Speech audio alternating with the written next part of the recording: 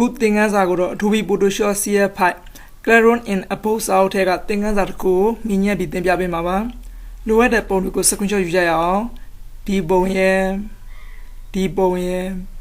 Dina bongo using account Kupurio Tene Poye Comma let me be dabare. Secretary you be doing, producer so you put bame. Pioneer women, open their women. Dita bongo, you labame, you be open labame. The bombo I know. Look up pioneer town bame. Could I please tell mame. To the other bone you let me, you let be please go tennile bame. That's not bombo my bono. Dina bongo quadijado up arrow gilling at the chet in bame. Quadijabis were enter colibame. Was the Mazundu you have no? Sundulu you brought the bone and a chilabame. Keyboard and the lebio, speak out and a pitame, could handle a bolacam at Baglushi, no? You don't deem your malio a young biamame. The two bog also ma. Quit my mood as you know, and I was on the check labor man.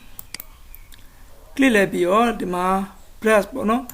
Breath when I was in a black woman, when I be all the brass mouse in all. Psychedema tiny, you know, I got the brass cycles and the sailor go beyond our man.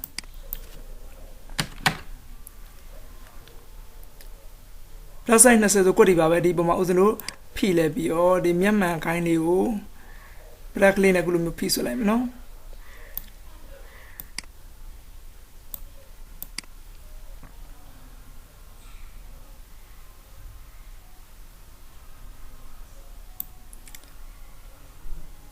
So standard mogo bien time no check labor man precise people control 0 bien labor man go to select a jiba select a di a bien the house select no the twin house select bien piece in it select here women select here impasse tail tell labor that's what the twin house select type no kujima uzino in make an labio adjustment there one no adjustment majiba debaka ekolo may need Lolo me, no, I do pin the Russian. The Ludenia was the check labor me. Close up all and okay, labor me. Young woman, no image adjustment. That's a good go on, Lolo, yeah, you know. I was not who am saturation of tableau one labor, no. Who am saturation bola be. Daly was a young Biamano, Geneva, Mouse and Daly and Swabia. A young in a little, I know. The type is so okay, labor, that's why Yamali, a young Biamavi. Control D so select Pialame. That's why Yamalio, a young Biamba baby. Kudaka, Sabinu, Temi, Jinsy Bow, Pongo Piamava. I do a yen zone the quiz selection to a Utah. Yeah, when there will be a quiz selection to a Ulame. Psycho, or the Machilabano, the Laos of Genie, the Laos, Sangala Glibetalamo. Sanga. The Apoani level was not the P level, the quiz selection to the Slappy labor. Looney and a little tap with a keyboard and a chick good night, man. Nay, labor, manelli, looney, a tablet, no? In a counting a looney there, Nelly, looney, a tiny labor. Yababi, Ian Tija, people Maluno. The Dow, good love people, and the Bamachiba, match and the bonnet, my mass boy, my policy, the window there, window there, when I build my mass good, my man chich labor. That's a mass ball, I know. Mass ball, I come. The Majiba, the upon holiday or the Baglu to check labor, no? Kulumu Pita, no? I do Pita come out, no? Mass at go town, claim, no? The mass as a sheet, I do check labor, man. Kulumu, Bogli Pola. Adima upon my Zunduli. Zundulis were the bone chelava, so the Mazundu Yuta, Yuta, the bone and then check, no? And I check it as Zundunemo. Speak by yellow, shoot about the Mashuya, no? Pian Choni, Zundu, you have a keyboard and down or down, no, or down, Nelebio, the changing Nelo Diano, Pian changing chair, Collogian Ruya, no, Spiva Logian, Spiva, Polebi, or the Luckily Logian, the Mushuya, no. The beauty of my little winter bar, Colors a few monoma, a male on black Nella, a male piton, no, and another house and old Martablo, Chiva, now Jenna, young Lepiano, no, Colors was an old ma, a male, Bianame, on black Bianam, no. On black will be on below the road Majiba. Smooth, just smooth will be a chomo move, no? The smooth and then a swab, Palibiana, Chileba, Poma. And move Pianemu Piano. That was the smooth ma, sang all of time, no? Sang all of Yata, the Yawa. ဒီအောက်က construct မှာကြတော့ဒီမှာကြည့်လိုက် construct မှာဘာလို့ပြောင်းလဲဆိုကြည့်နည်းနည်းလေးပြောင်းလဲမှုလေးရှိတယ်နော် construct မှာconstruct ကိုလို့ဦးဇင်းတို့40လောက်ထားလိုက်မယ်40အောက်က shift app မှာကြည့် shift app ကိုဦးဇင်းတို့မှာဆွဲပြမယ်ဘာလို့ပြောင်းလဲလဲဆိုတော့ဒီမှာသိအောင်နော်ဒါမှမဟုတ် shift app မှာ -h ကိုထားလိုက်ပါမယ်-h ရပြီဒီအောက်ကဒီ contaminate ကိုဦးဇင်းတို့အမှန်ချစ်ထားမယ်နော်ချစ်ထားလိုက်ပြီးဒီအောက်မှာဆိုလို့ရှိရင် output to မှာ new layer width layer max ဆိုတော့ရွေးထားမယ်လက်ရှိ layer နဲ့နောက်တစ်ခါပွားပြီးတော့ထပ်ပြီးတော့လုံးမှာပေါ့နော်အဲ့လိုကျွန်တော်အားကြောင့် new layer width layer max ကိုကျွန်တော်ရွေးထားမယ်ရွေးထားပြီးလို့ရှိရင်ဒီဘက်က black လေးကိုတစ်ချက်လိုက်ပါမယ်နော် right click နဲ့ click လိုက်ပြီးအပေါ်မှာဆိုလို့ရှိရင် refine radius 2ကိုယူလိုက်မယ်ဒါတန့်စင်ပါဘူးနော် refine radius 2ကိုကျွန်တော်ရွေးပြီးလို့ရှိရင်ဒီမှာအဲ့ဒီပေါ်မှာတန့်ဒီဟာနည်းနည်းသေးနေလို့ရှိရင်ဆိုဒီမှာ site ကိုကြီးကျင်တော့ကြည့်ရတယ်ကျွန်တော် site ကို300လောက်ထားလိုက်ပါမယ်ကြဲဝန်းဆိုဒါဆိုအလောတော့ဗောနော်ဒီလောက်300လောက်ထားလို့ရှိရင်အဆင်ပြေတယ်ကဲဦးဇင်းတို့ဒီအပေါ်ကတော့ feed ဆွဲလိုက်မယ်ယူလိုက်ပါနော်ဒါဘေးကစပင်းလေးကိုသူတို့တန့်စင်ပြီးတာဒီမှာနောက်ထပ်ပြီးတော့တန့်စင်လို့ရတယ်နော်ဒီလောက်ဆိုရပါပြီအရင်အချောတန့်စင်ဖို့တိတ်မလိုအပ်ပါဘူးနောက်တစ်ချိန်ထပ်လုံးမှာဆိုတော့နော်အဲ့ဆိုကြိုက်ပြီး okay ကိုနှိပ်လိုက်ပါဒါဆိုချိန်တန့်စင်ပြီးပါပြီဗောနော် space bar ကိုဒီဗောနော်လက်ကလေး hand tool လေးယူပြီးမှကြည့်နည်းနည်းလေးကျန်းနေတယ်နော်ခုတခါဒီလက်ရှိအပေါ်က data ပထမ layer ပေါ့နော်ပထမ layer ပုံနဲ့ဒုတိယ layer ပုံနဲ့ဘာကွာဆိုကြည့်မလားဒါပထမပုံဒီမှာဦးဇင်းတို့ကတန့်စင်တဲ့ပုံနဲ့နော်ကွာခြားမှုဒီမှာတွေ့ရနော်ခုတခါဒီ layer ကိုဒုတိယ layer ကိုဆက်ပြီးတော့တန့်စင်မယ်ဒုတိယ layer ကိုဆက်တန့်စင်ဖို့တော့ဒီမှာဒီအလွတ်မှာဆိုလို့ရှိရင်ဒီမှာမှိန်းနေမယ်နော်အပေါ်မှာ mask မှာမှိန်းနေတယ်ဒီလူရုပ်ပေါ်တွေကိုတစ်ချက်လိုက်မယ်ဟောဒီမှာ mask မှာတောက်သွားပြီနော်အဲ့ဒီချိန်မှာဒီမှာ mask app ကိုထပ်ပြီးဝင်လိုက်မယ်နော် mask app ကိုဝင်လဲပြီးခုတခါကျတော့ view မှာon white ကိုရွေးထားမယ်နော်အဖြူအောင်ရွေးလိုက်မယ်ရွေးလိုက်ပြီးတော့ဦးဇင်းတို့ပြန်အဖြူနဲ့တန့်စင်ကြည့်မယ်ကျစပင်းကပိုးပြီးတော့တန့်စင်တာနော်စပင်းကတချောင်းချင်းပိုးပြီးတော့တန့်စင်ပေါ်လာတယ်နော်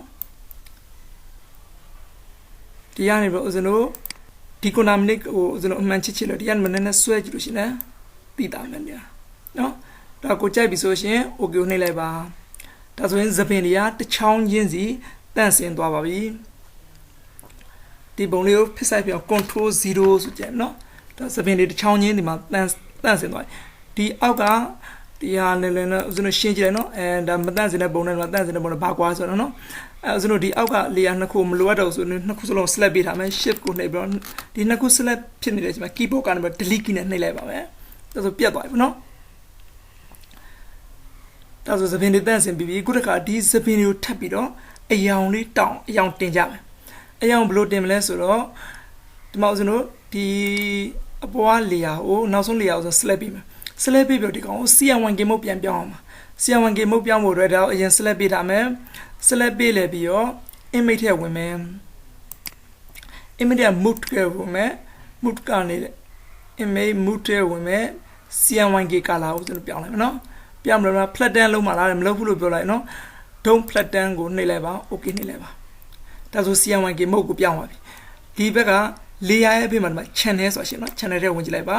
အပေါ်မှာ 𝐶𝐬𝐻 ဒါဆိုတာအယောင်ကဒါ၄အောင်ပေါ့နော် C ဆိုတာဒီအောက်ကဟာရဲ့ဒါသူတို့ရဲ့အစစလုံးလေးပေါ့နော် 𝐶𝐬𝐻 ဒါကတော့ black ကတော့သူက K ဒီနောက်ဆုံးစလုံးကြီးတော့နော်ဒါ 𝐶𝐬𝐻 ဒီအယောင်လေးအဲ့မှာဥစ္စာတို့မလိုအပ်တဲ့အယောင်လေးတစ်ခုချင်းဖြုတ်ကြည့်မယ်နော်ဒါလည်းမလိုအပ်ဘူးမလိုအပ်တဲ့အယောင်တစ်ခုချင်းဖြုတ်ကြည့်မယ်ဥစ္စာတို့ black မှာတစ်ခုပဲထားမယ်ဒီလက်ရှိ black layer ကိုဥစ္စာတို့ check လိုက်လိုက်ပြီး layer ထပ်ပွားလိုက်ပါမယ် duplicate channel ဆိုတော့ okay ဆိုတာ channel အသစ်ထပ်ပွားလိုက်မယ်နော်ဒါမှဥစ္စာတို့အမှန်ချစ်ထားမယ်ဒီ layer ကိုဖြုတ်လိုက်မယ်ဒီမှာဥစ္စာတို့ black copy ဆိုတာထပ်ပြီးပွားထားပြီblack copy ကိုပွားလိုက်ပြီးတော့ဥစ္စာတို့ image ထဲဝင်မယ် image ထဲမှာ adjustment ထဲဝင်မယ် adjustment ကလည်းပေါ့ level ထဲကိုထပ်ဝင်လိုက်မယ်ဒီမှာဥစ္စာဒီ7ဒီအနှစ်ရောင်ထပ်ပြီးတော့အယောင်မြင့်ပါဘောနော်ဒီတုံးလေးကိုဆွဲပြီးကြည့်မယ်အနှစ်ရောင်ပိုးပြီးတော့တက်သွားနော်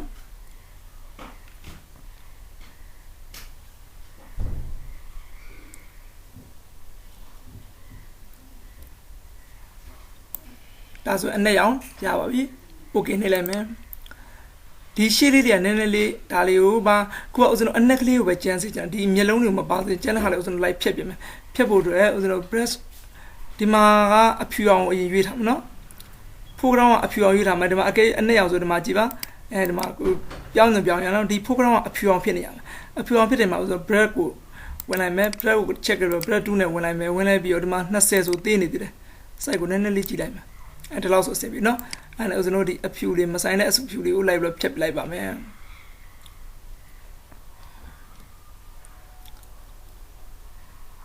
ဒါဆိုရင်အနက်တီးတန်ပဲကျန်တော့ပါနော်အဲ့ဒီမှာအနက်ကလေးဒီသပင်းဘက်ပြောင်းမှာဆိုတော့အနက်ပဲကျန်နော်အဲ့ဒီအနက်ပဲကျန်တဲ့အခါမှာ image ထဲဝင်မယ် image ထဲ adjustment ထဲဝင်မယ်နော် adjustment ထဲကနေပြီးတော့ဦးဇင်းတို့ inverse ဆိုရှိနော်အဲ့ဒီ inverse ထဲကိုထည့်ဝင်လိုက်ပါမယ်ဟောမှာဒါလေးတစ်ခွက်ထည့်ကျန်နော်ခုချိန်မှာဦးဇင်းတို့အယောင်ပြောင်းလာမှာပါအဲ့လိုဒီမှာအကွက်တစ်ခွက်ပဲကျန်တဲ့အခါမှာဒီအောက်ကိုကြည့်ပါဒီလေရဲ့အောက်ဆိုမှာအကွက်ကလေးတစ်ခွက်ရှိတယ်နော်ဒီအကွက်ကလေးအဲ့အကွက်ကလေးကိုစနိုးဒါလေးကိုတစ်ချက်လိုက်ပါမယ်ဒါဆိုရင်အဖြူသားလေးကိုသူ select လုပ်ပေးထားတယ်ပါ select လုပ်ပေးပြီနော်အဲ့ကြောင့်ဦးဇင်းတို့ layer ကိုပြန်နှိပ်လိုက်မယ် layer ကိုပြန်နှိပ်ပြီးဒီအပေါ်က layer ကိုစနိုးပြန်ရွေးထားလိုက်မယ်ဒါဆိုရင်စပင်လေးကိုပဲတည်တန်း select ဖြစ်သွားပါပြီအဲ့လို select ဖြစ်တဲ့အချိန်မှာ image ထဲဝင်မယ် adjustment ထဲဝင်မယ်ခုနတိုင်းမှာဦးဇင်းတို့ 𝐻 saturation ကနေပြီးအယောင်ဝင်ပြောင်းမယ်။အောက်ပြီးဒီမှာဦးဇင်းတို့အယောင်လေးထည့်ပြီးကြည့်မယ်။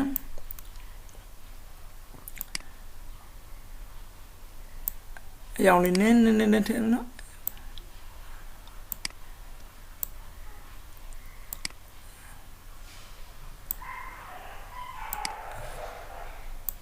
ဒါဆိုရင်စပင်တွေကပိုးပြီးတော့နှက်လာတာတွေ့ရမှာနော်။